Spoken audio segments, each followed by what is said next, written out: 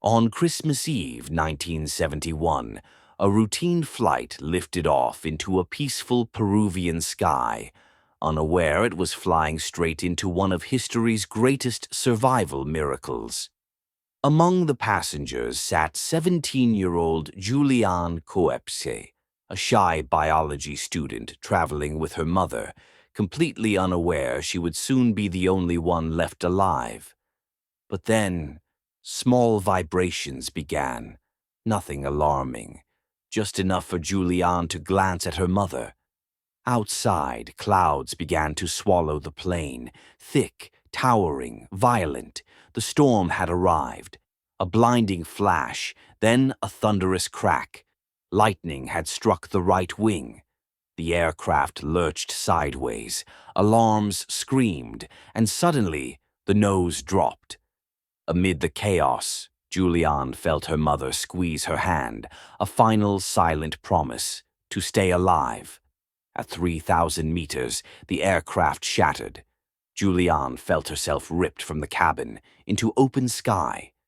She plummeted 2 miles, spinning, unconscious, strapped to nothing but a seat, falling into the endless jungle. Then, silence, darkness, no memory of the impact. Juliane simply woke up alive. Hours later, Juliane opened her eyes. Rain dripped from leaves above. The world was silent except for the distant hum of insects. Somehow, she was still alive. She tried to stand, but her body refused. She felt a burning pain in her shoulder, a deep cut on her arm, and one eye swollen shut.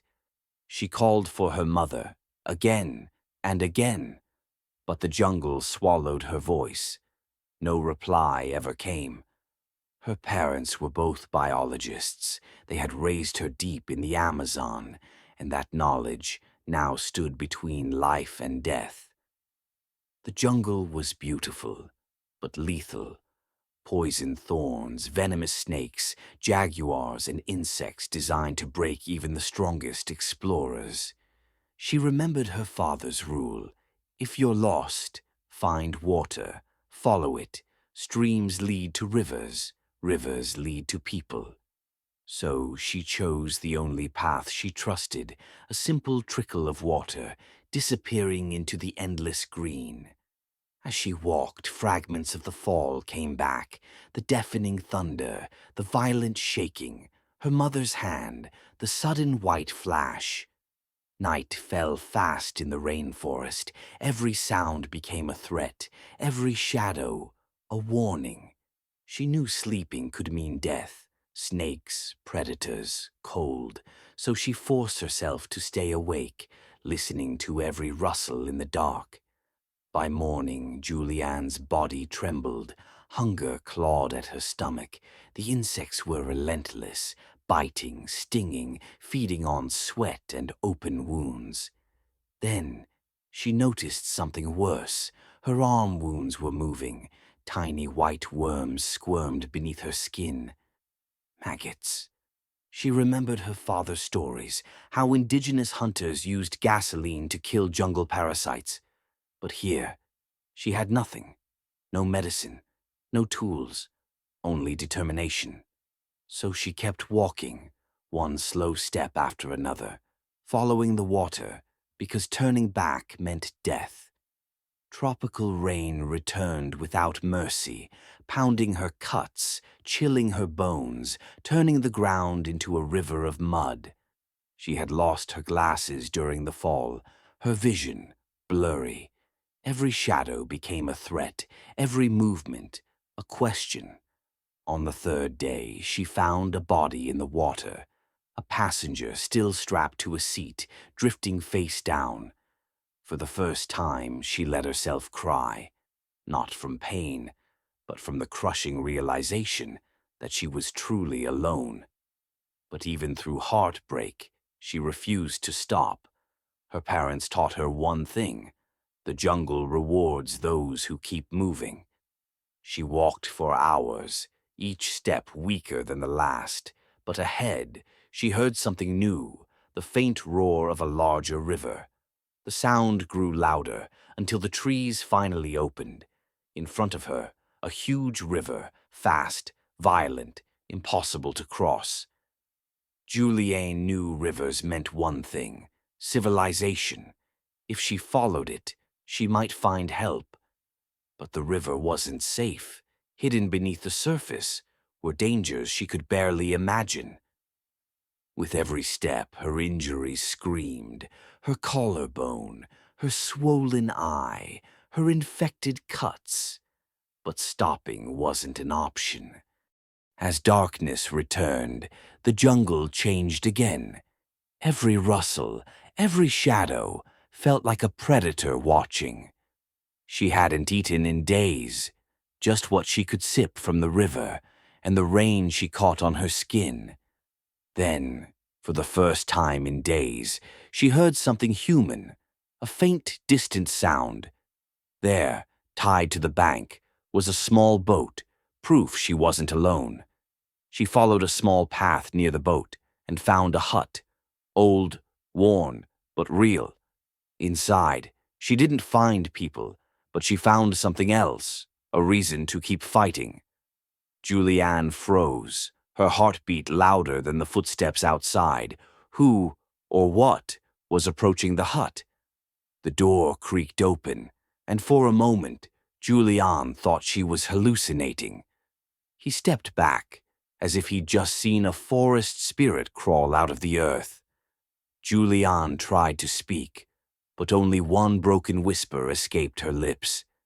And then he understood. She wasn't a ghost.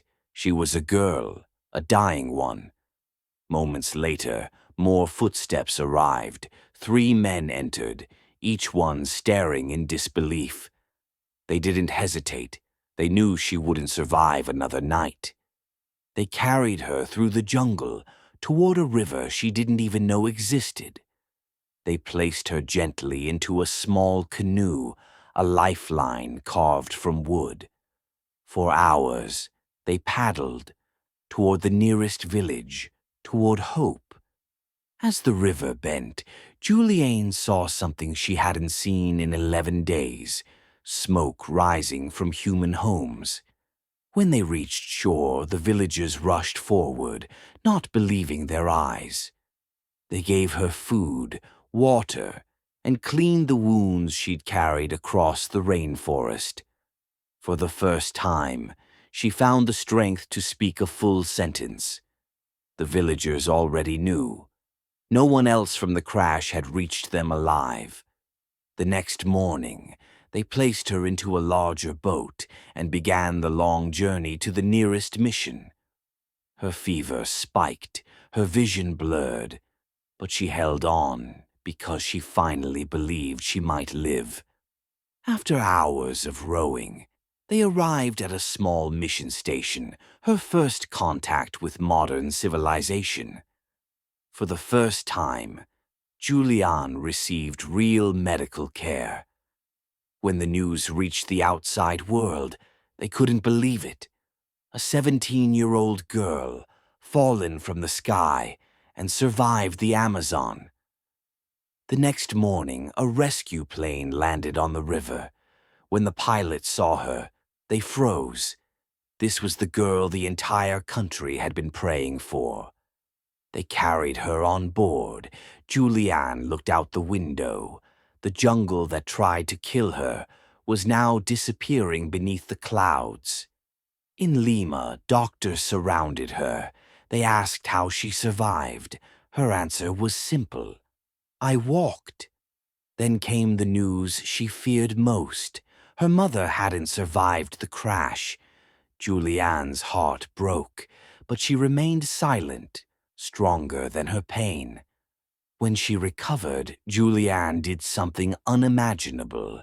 She helped investigators find the crash site and identify the remains of her own mother. Her survival story spread across the world, but Juliane refused fame. She didn't want attention. She wanted understanding. She returned to the one place others feared, the Amazon, not as a victim, but as a scientist. In time, Juliane made peace with the forest. It took her mother, but it also gave her life.